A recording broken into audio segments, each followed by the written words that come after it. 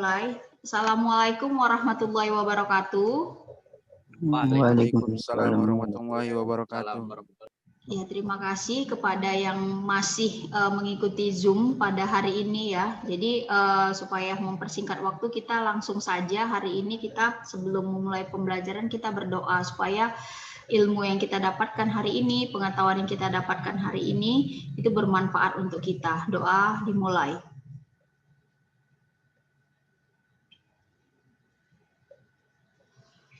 Doa selesai. Baik, apa kabar kalian semua? Alhamdulillah baik. Alhamdulillah baik ya. Ya, jadi seperti yang selalu saya katakan bahwasanya kita harus mengambil segi positif dari kejadian pandemi ini. Artinya apa?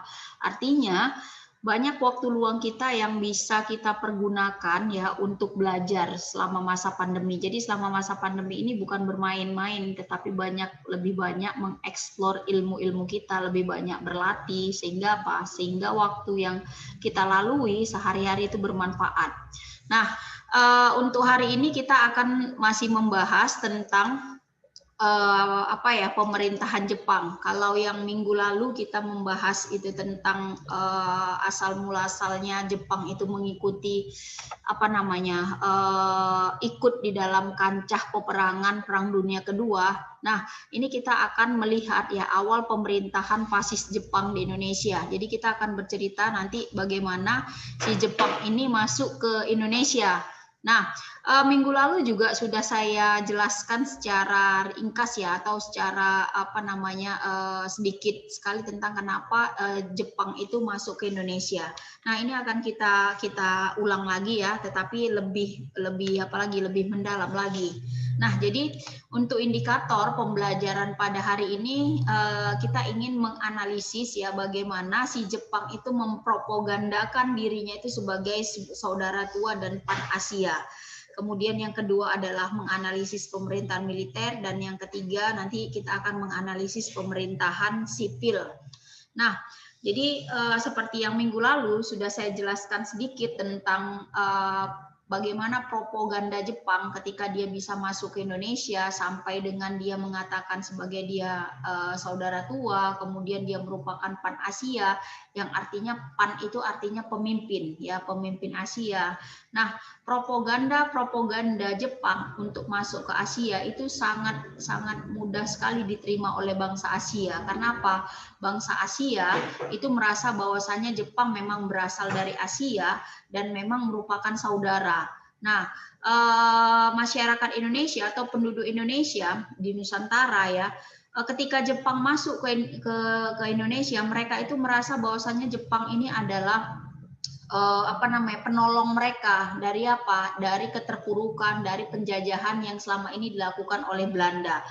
Mereka ya bangsa Indonesia berharap Jepang itu akan mampu melepaskan bangsa Indonesia itu dari belenggu penjajahan. Makanya ya nanti kita akan lihat di sini Jepang itu akan ketika masuk ke Indonesia dia akan disambut dengan gegap gempita.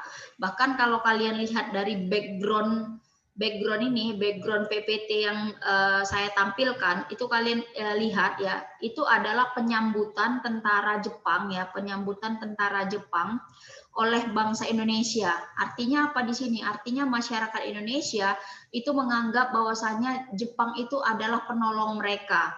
Nah, jadi Pan Asia sendiri itu diibaratkan dia adalah pemimpin bagi negara-negara Asia dari ancaman bangsa-bangsa Eropa pada saat itu. Makanya orang-orang di Asia awalnya memang nggak pernah tahu apa sebenarnya tujuan-tujuan dari Jepang ini. Nah, lambat laun nanti mereka akan tahu bahwasannya apa? Bahwasannya Jepang hanya memanfaatkan negara-negara di Asia untuk kepentingan pribadi mereka, yaitu untuk kepentingan apa? Untuk kepentingan imperialisme, untuk kepentingan memperbesar negara mereka dengan apa? Dengan menginginkan SDM dan sumber daya alamnya untuk dijadikan apa? Dijadikan bahan untuk perang. Oke, nah ini kalian bisa lihat ya, kenapa dia merupakan dijuluki sebagai saudara tua. Artinya saudara tua itu saudara yang paling dianggap dituakan, dan dialah yang akan menjadi pelopor bagi saudara-saudara yang muda lainnya, termasuklah Indonesia.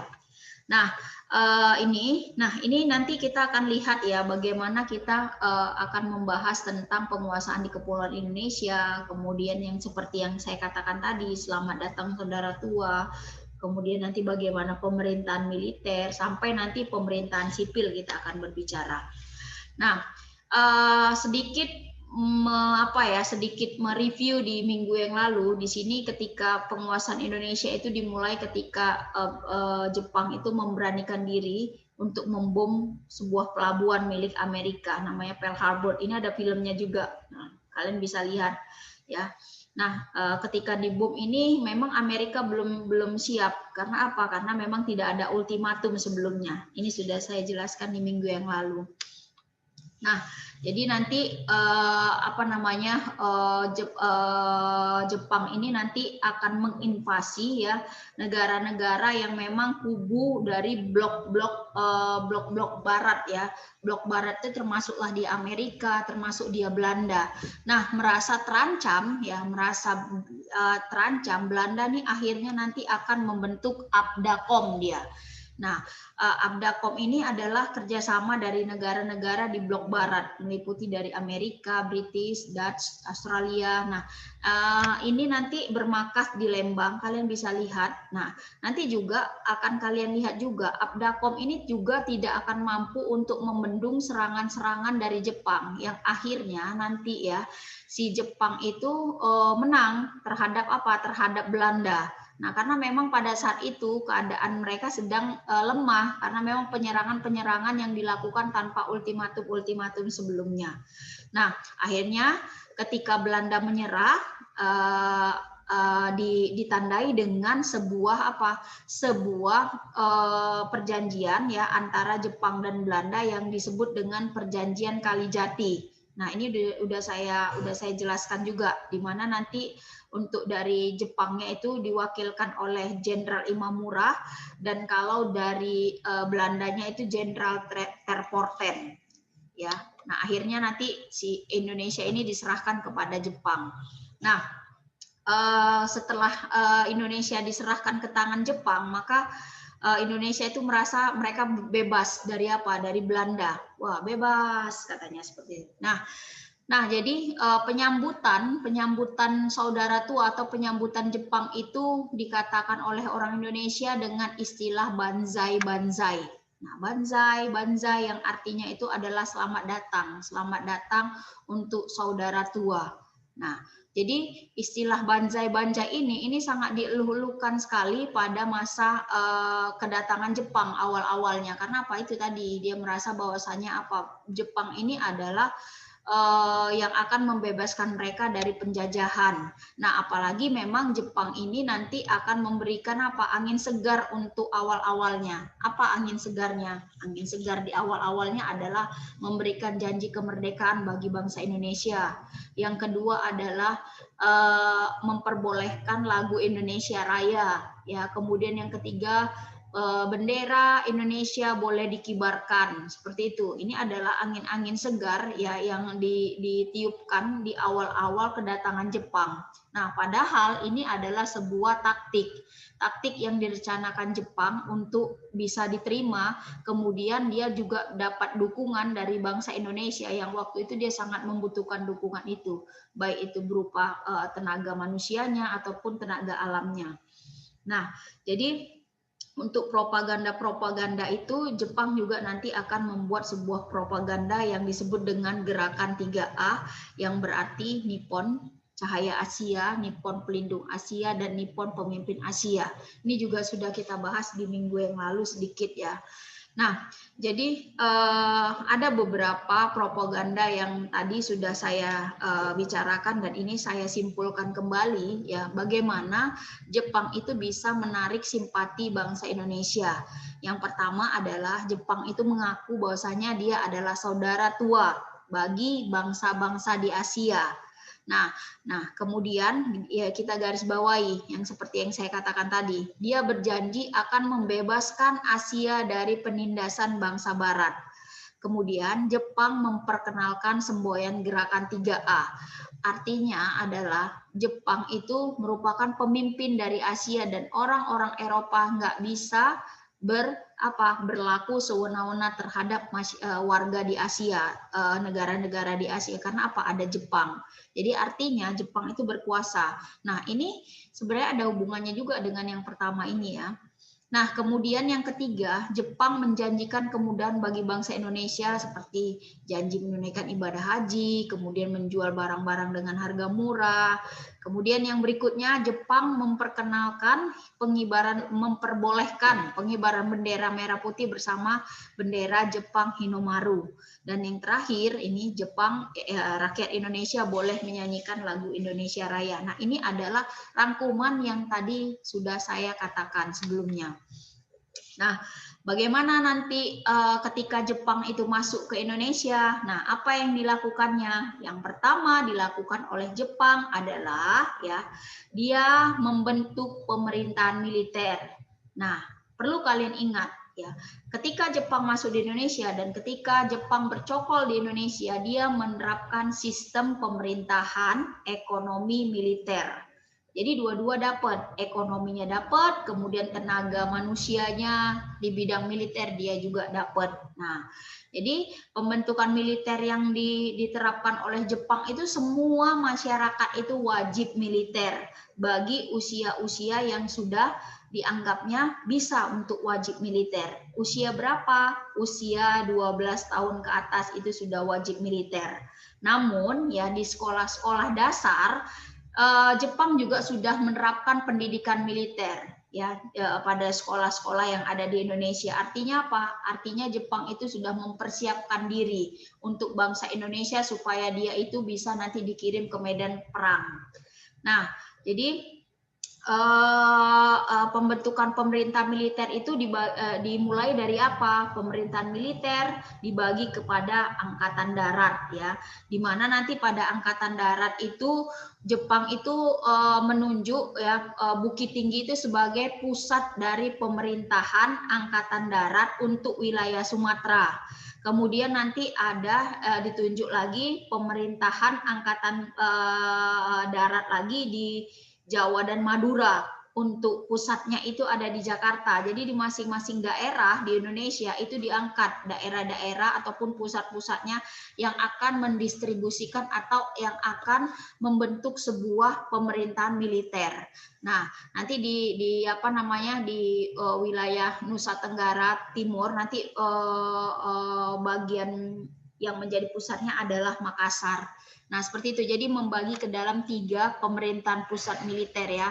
Kalau di Sumatera Utara di Bukit Tinggi pusatnya, kemudian kalau di Jawa itu ada di Jakarta, dan kalau di Nusa Tenggara Timur itu ada di Makassar. Oke. Nah, nanti di dalam undang-undang pun itu diatur ya ketentuan-ketentuan ya yang dibuat oleh Jepang untuk mengatur segala macam pemerintahan. Seperti apa? Jabatan Gubernur Jenderal itu nanti dihapuskan ya, dihapuskan dan nanti akan dipegang oleh Panglima Tentara Jepang. Nah, jadi sudah berhubungan dengan militer semua. Kemudian nanti para pejabat pemerintah sipil dan pegawainya itu masih tetap diakui, cuman nanti ada syaratnya. Pejabat pemerintahan sipil itu boleh duduk tetap menjabat sebagai pemerintahan, tetapi harus diuji kesetiaannya. Nah, disinilah kalian bisa lihat nanti bahwasanya apa mental-mental karakter-karakter bangsa Indonesia itu tetap terbangun dari apa? Dari rasa-rasa apa namanya istilahnya pengkhianat itu udah nampak lagi di masa pemerintahan Jepang. Ketika nanti bangsa Indonesia itu sendiri diadu dengan bangsa Indonesia ya, orang-orang di Indonesia itu diadu dengan orang-orang Indonesia supaya memperlihatkan kesetiaannya terhadap kolonial, terhadap penjajahan seperti itu. Nah, jadi nanti badan-badan pemerintahan dan undang-undang dasar itu diakui, tapi nggak boleh bertentangan dengan aturan-aturan pemerintahan militer Jepang. Nah, jadi di sini ada susunan pemerintahan Jepang, ya, ada Gunshirekan, ada Panglima Tentara, kemudian ada Gunseikan, Kepala Pemerintahan Militer, kemudian ada Gunseibu, Koordinator Pemerintahan. Ini adalah macam-macam pemerintahan militer yang diterapkan oleh Jepang, ya, di seluruh wilayah-wilayah di Indonesia. Nah, kemudian bagaimana pemerintahan sipil? Jadi pemerintahan sipil ini bisa kalian lihat, ya, pemerintahan sipil nanti si Jepang ini mengatur, ya, berbagai macam undang-undang yang berkaitan tentang masyarakat, ya, masyarakat seperti apa nanti, seperti kekuasaan gubernur nanti pada masa Hindia Belanda, yang meliputi kekuasaan legislatif dan eksekutif itu tetap dijalankan, tetapi namanya berbeda, ya, namanya berbeda. Namanya nanti kalau di masa Jepang ya nama Jepang juga, ada Sucokan, kemudian nanti ada Chokan Kanbo atau Majelis Permusyawaratan Rakyat, itu namanya Chokan Kanbo. Jadi sebenarnya tetap sama, ya, hanya saja yang berbeda adalah namanya. Nah, itu dia. Jadi membahas tentang pembentukan militer, ya, kalian nanti akan bisa lihat, ya, pembentukan militer yang ada di Jepang itu nanti seperti peta, kemudian ada Kebodan, Heiho, Senendan, itu adalah pembentukan militer yang dibuat oleh Jepang di Indonesia. Nah, itu nanti ini saya akan membahas lebih lanjut tentang pembentukan militer apa-apa saja jenisnya, ya, di minggu depan, di materi minggu depan, mulai dari nanti peta, kemudian Heiho, Kebodan, itu usia-usia berapa saja yang boleh masuk di organisasi kemiliteran peta, dan apa saja yang dilakukan nanti akan saya bahas di minggu depan. Nah, mungkin silahkan bagi yang ingin bertanya yang berkaitan tentang materi kita hari ini, ya. Nah, ini dia, silahkan kalian boleh bertanya. Silahkan, ada yang ingin ditanyakan? Tentang yang pertama adalah bagaimana propaganda Jepang, kemudian bagaimana pemerintahan militer dan pemerintahan sipil. Silahkan. Ada yang kurang jelas dari pembahasan saya? Ada? Tidak? Prio? Mem, saya ingin bertanya, Mem. Ya, silahkan Prio. Mem, itu Putra itu di zaman Jepang apa zaman Belanda, Mem? Di zaman Jepang, Putra. Jadi nanti pemimpin atau ketuanya itu dikepalai oleh Soekarno. Jadi Putra itu bukan organisasi militer 100%, tetapi dia semi militer. Nah, jadi Putra itu nanti dibuat oleh Jepang untuk mengumpulkan orang-orang cerdik, orang-orang pandai, orang-orang Indonesia yang akan membahas, ya, bukan di masalah militer tapi strategi. Jadi orang-orang pintar memang dikumpulkan di situ. Jadi bukan untuk berperang tetapi untuk mengatur strategi di Putra seperti itu. Makanya dia semi militer. Seperti itu di zaman Jepang, Rio. Makasih ya, Mem. Ya, silahkan Daeng, ada pertanyaan. Di sini ada Anissa Pratiwi yang setiap minggu tetap saya ingat sekali duluan masuk ke Zoom, ini paling rajin nih juga. Kemudian Riyadi, gimana? Ada pertanyaan? Tidak? Tidak, Mem. Oke, sudah paham? Yang saya jelasin sudah paham semua? Paham, Mem. Paham ya? Oke. Insya Allah paham, Mem. Nah, siapa itu tadi yang ngomong? Oke, semua sudah paham. Nah, baik. kalau semua sudah paham, kalian bisa ini ya, bisa setelah pembelajaran Zoom, kalian bisa mengerjakan soal-soal yang saya berikan. Jadi soal yang saya berikan untuk minggu ini masih juga soal-soal yang berkaitan dengan esai tes. Dan saya hanya memberikan waktu 15 menit, jadi harus cepat-cepat. Dan sebelum kalian mengerjakan soal di psikologi, supaya menghemat waktu dan supaya tidak habis waktunya, itu kalian sudah terlebih dahulu membaca yang ada di buku paket kalian tentang materi ini, tentang apa indikator pembelajaran. Jadi ketika nanti kalian mengisi di psikologi, kalian sudah tahu apa yang kalian isi. Nah, seperti itu. Oke, kalau misalnya ada pertanyaan yang sekarang ini tidak terfikirkan, nanti kalian bisa tanya melalui WA atau Japri saya. Mungkin bisa saya sudahin saja pertemuan kita pagi hari ini. Terima kasih atas kesempatannya. Saya tutup. Assalamualaikum warahmatullahi wabarakatuh. Waalaikumsalam Waalaikumsalam warahmatullahi wabarakatuh. warahmatullahi wabarakatuh, Ma'am.